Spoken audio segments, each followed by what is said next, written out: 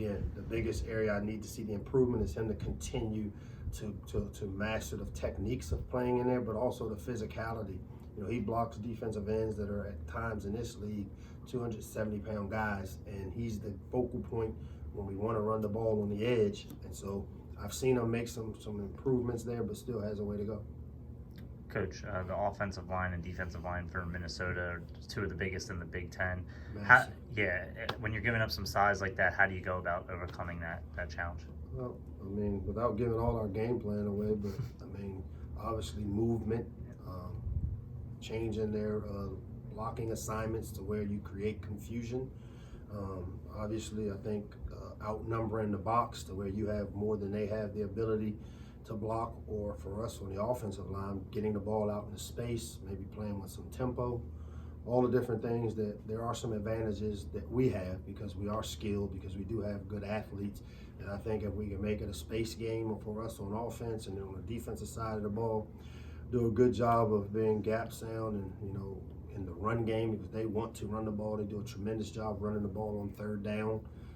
You know, he likes to control the tempo of the game, but then they also have the three receivers that I feel are as good as any three receivers in this league, to where we got to really play sound and keep the ball in front of us from that standpoint.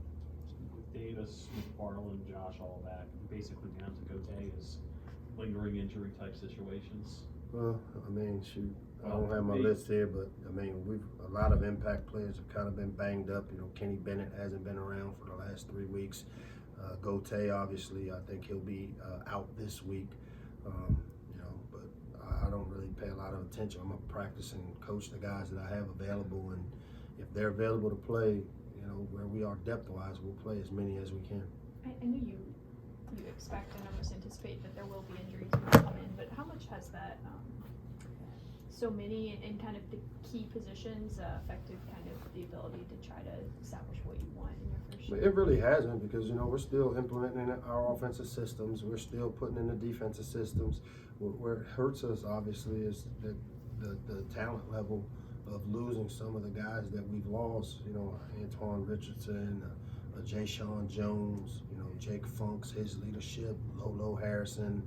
I mean, these are impact players for us that have the ability to make a difference. But fortunately, we've had some depth at some of those positions. You know, you look at the receiver position, we've had depth there. The running back position, we've been very fortunate that we had the depth there. You know, the two areas where we're most concerned with depth is the O-line, which we took some hits. We've had about 12 or 13 guys that have missed meaningful minutes in games. So, but getting some guys back healthy will help us. And I mean, you know, we're going to coach the guys that are here that are capable of playing. And I mean, injuries are part of the game. Our guys train, they train hard.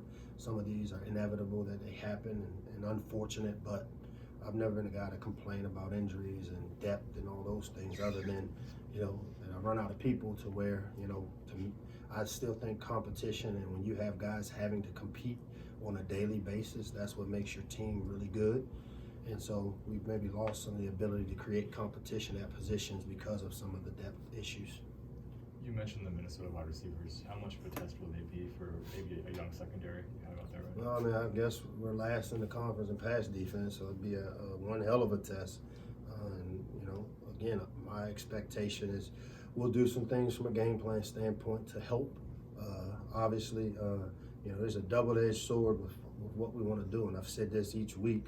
You know, we want to be aggressive, and there's some forms of being aggressive that creates issues for their offense. You know, when you have the ability, which we show, cover zero, which really, as a play caller for me, it shrinks your playbook.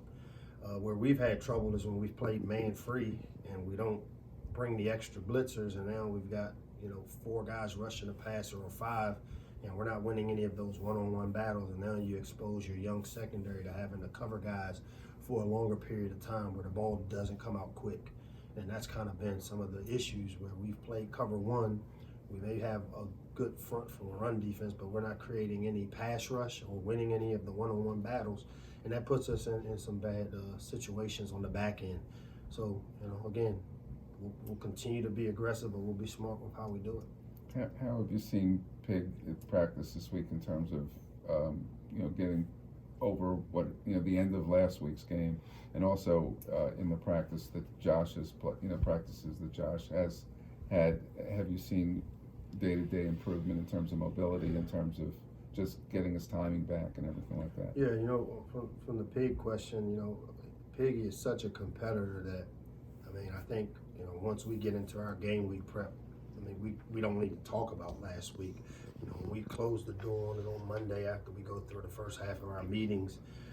Once that door is shut, we're done with that, and we kind of move forward and we get over it. So I don't think he spent a lot of time maybe trying to correct the things from there other than the corrections we want to make. I think his biggest issues that we've got to continue to see improvement is, the possession passing game, to be able to throw the ball on first down to help maybe change up how you call things to get you into second and mediums. When we drop back and throw possession passes on first down, it's imperative that we get 4 or more yards, which keeps us on track to allow your play caller to be really creative on second down and third down. I talk about how Minnesota likes to run the ball on third down, where they stay in third and manageable, third and medium situations. And, as a play caller, when you can run the ball or pass the ball, it puts the defense in some disadvantages, where we've been in a bunch of the 3rd and 7 pluses because we get behind the sticks on 1st and 10. So, for me, the big thing is the ball coming out quick, making really quick decisions with the football based on coverage and throwing the ball accurately. And so we continue to work with all of the quarterbacks on that, including Piggy, which is something that we need to see. As far as Josh's progression, I don't see any ill effects of the time off. Like I said, he practiced a lot last week anyway, and we kind of gave him the extra week to get himself completely healed. So we haven't lost a lot of timing with him, and I think he'll be ready to go Saturday. Take 2 more.